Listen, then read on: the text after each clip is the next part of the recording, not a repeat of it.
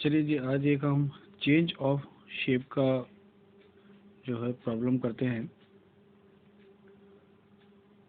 Change of shape का मतलब ये होता है कि हमको दिया रहता है कि जो हमारा ऑब्जेक्ट है वो क्या है और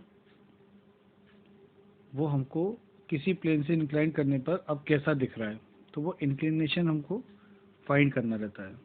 ठीक है, पहले हमको इंक्लिनेशन दिया करा रहता था और हम शेप फाइंड करते थे टॉप व्यू फ्रंट व्यू में। अब हमको शेप दिया रखा है कि कैसा दिख रहा है, तो वो जैसा दिख रहा है वो किस एंगल पर ओरिजिनल ऑब्जेक्ट को इंक्लाइन करने पर किसी प्लेन से जैसा दिख रहा है वो इंक्लिनेशन हमको फाइंड करना है। ठीक है, तो सपोज करें that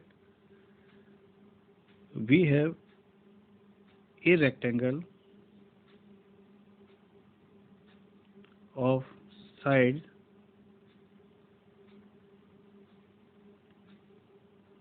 2 centimeter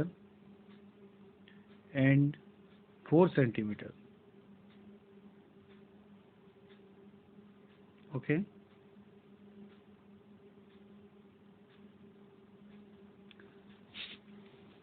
we have a rectangle A dash, B dash, C dash, D dash, having one of its smaller side in VP. Okay, also it is resting in the VP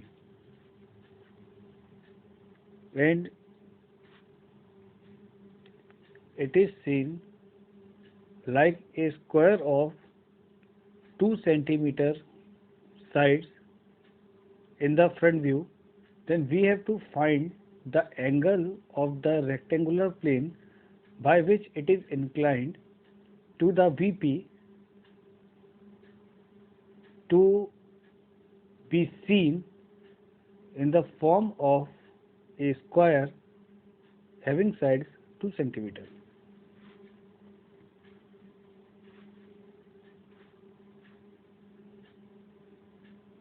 This is the top view of this rectangle D A C B.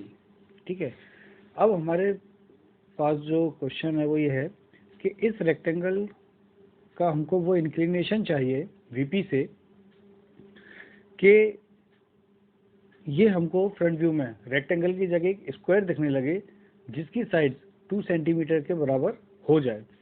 तो आप थोड़ा सा सोचिए कि अगर हम ए dash D dash को fix कर दें, क्योंकि ये एक एज पर रेस्ट भी करना है वीपी में, तो ए डैश डी डैश को अगर हम फिक्स कर देते हैं और बी डैश सी डैश की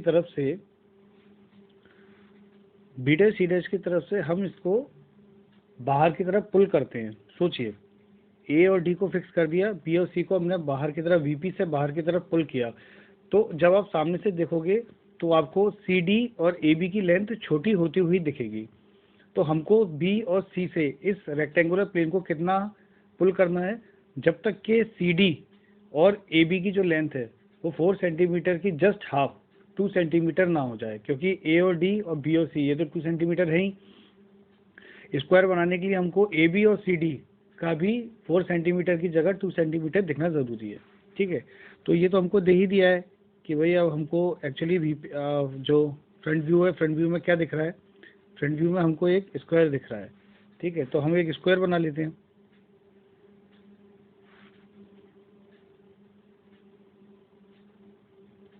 टू सेंटीमीटर का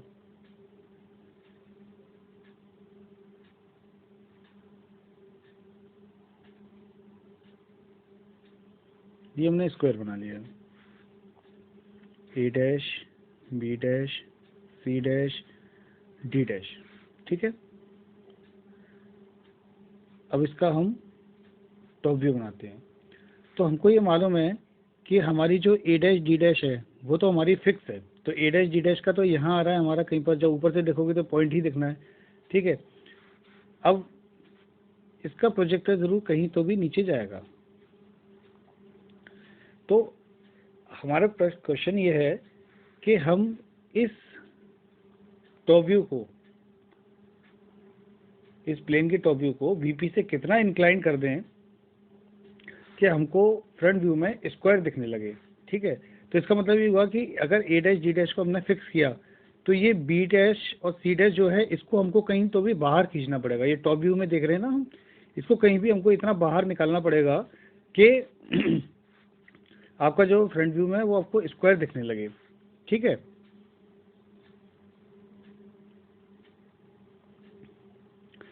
तो अब हम बहुत सिंपली क्या करेंगे, जब हमको मालूम है कि सामने स्क्वायर दिख रहा है और हमको ये भी मालूम है कि जब तक हम टॉप व्यू को इंक्लाइन नहीं करेंगे, अगर वीपी से कोई चीज़ इंक्लिनेशन होता है वीपी का, तो वो इंक्लिनेशन हमको कहाँ दिखता है, वो इंक्लिनेशन हमको टॉप व्यू में दिखता है। मतलब ये कि अगर कोई चीज़ वीपी से इंक्लाइंड है तो हमको टॉप व्यू उतना ही रोटेट करना होता है। तो टॉप व्यू में एक लाइन है, हम क्या करेंगे कि ये इतना जो है रेडियस ओपन करेंगे। टॉप व्यू का जो रेडियस है मीन्स 4 सेंटीमीटर के बराबर, ये रेडियस हम ओपन करेंगे। ओपन करने के बाद में ये ए और डी तो हमारा इसी जगह रहेगा, डी और ए हमारा इसी जगह रहेगा। अब क्या करेंगे कि बी सी का जो प्रोजेक्टर है उस पर हम यहाँ ए डी पर अपना कंपास रखेंगे और बी सी के प्रोजेक्टर पर एक आर्क लगा देंगे। ठीक है, तो ये हमारा पॉइंट मिल गया सी बी, और इसको हम सिंपली कनेक्ट कर देंगे। तो ये वीपी से हमारा जो है वो इंक्लिनेशन हो गया है।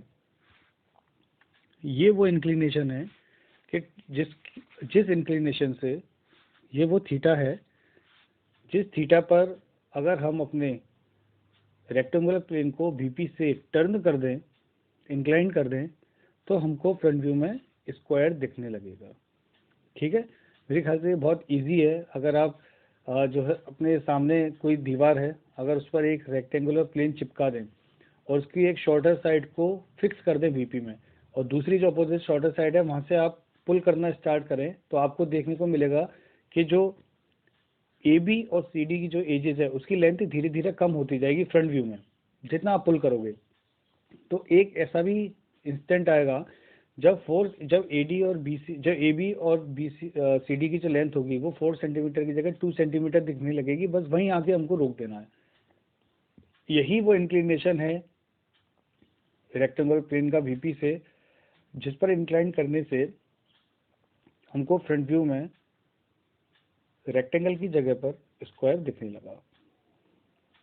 यही हमको चाहिए था। ठीक है, अब अगर इसी क्वेश्चन को हम आगे बढ़ा दें, हम इसी प्रॉब्लम को अगर आगे बढ़ा देते हैं, तो इसके अंदर हमको देखने को मिलेगा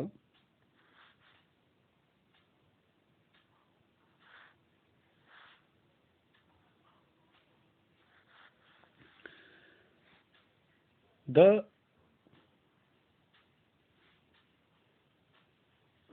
surface is inclined at 30 degree to the VP. ठीक है, और sorry to the HP. The surface is inclined to 30 degree to the HP. तो हम क्या करेंगे, जब एचपी से इंक्लिनेशन होता है तो जो फ्रंट व्यू होता है हम उसको पर्टिकुलर इंक्लिनेशन पर या एंगल पर रोटेट कर देते हैं। तो यहाँ हमारे पास फ्रंट व्यू में इस समय क्या है, फ्रंट व्यू में हमारे पास में है इस समय एक स्क्वायर। ठीक है, अब हम इसको रोटेट कर देंगे अपने 30 डिग्री पर। तो बड़ा सिंपल है,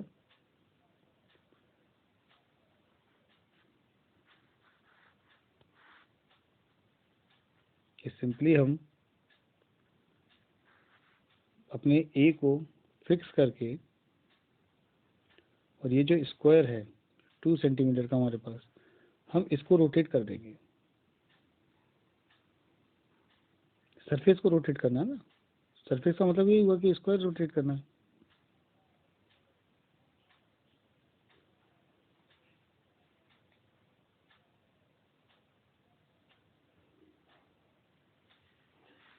ठीक है, तो ए डैश हमारे यहाँ आ गया, B dash, C dash, D dash. अब हमको इसका बनाना है टॉप व्यू। ये हमारा, मैं आपको बताने के लिए लिख रहा हूँ, ये हमारे 30 डिग्री एचपी से रोटेट हो गया है। ठीक है, आपको नहीं लिखना है।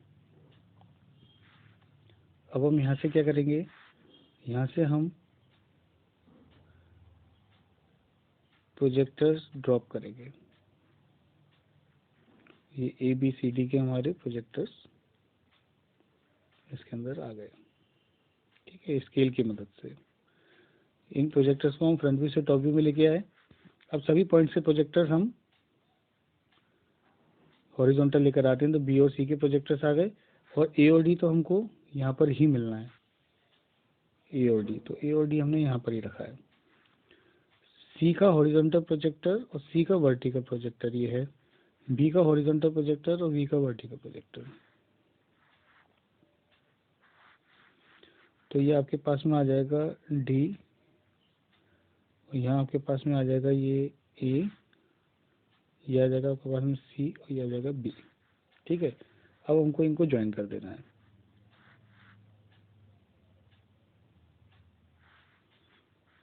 तो ए से आप बी को ज्वाइन कर दो,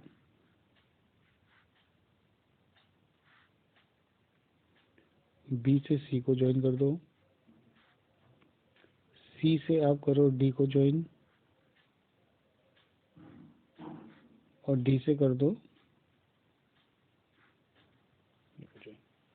तो अब ये आपका जो इस समय फाइनल आपके पास में फिगर आया है, ये वो फिगर है जो कि इस थीटा डिग्री पर वीपी से इंक्लाइंड है, और फ्रंट व्यू में हमको स्क्वायर दिख रहा है। ये वो रेक्टेंगल है 2/4 का, जिसको थीटा डिग्री से वीपी से इंक्लाइंड करने के बाद में हमको स्क्वायर दिखने लगा वीपी में और फ्रंट व्यू में। ठीक है, और जब हमने इस रेक्टेंगल के सरफेस को एचपी से इंक्लाइंड किया, ठीक है, तो हमको टॉप व्यू में कुछ इस तरीके का फिगर दिखने लगा। तो ये बहुत आसान है, इसको चेंज ऑफ शेप का भी क्वेश्चन बोला जाता है। ठीक है, अब हम इसको जो है इसका स्टेटमेंट लिख लेते हैं कि इसका स्टेटमेंट क्या होगा।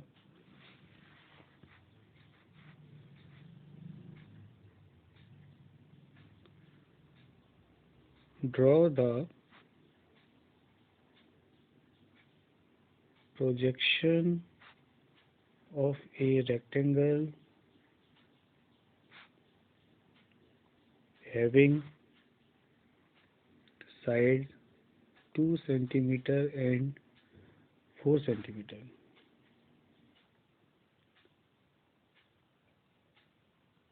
having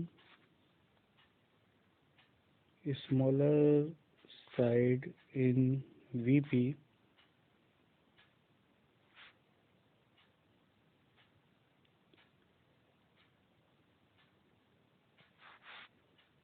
and inclined at theta to the VP so that it is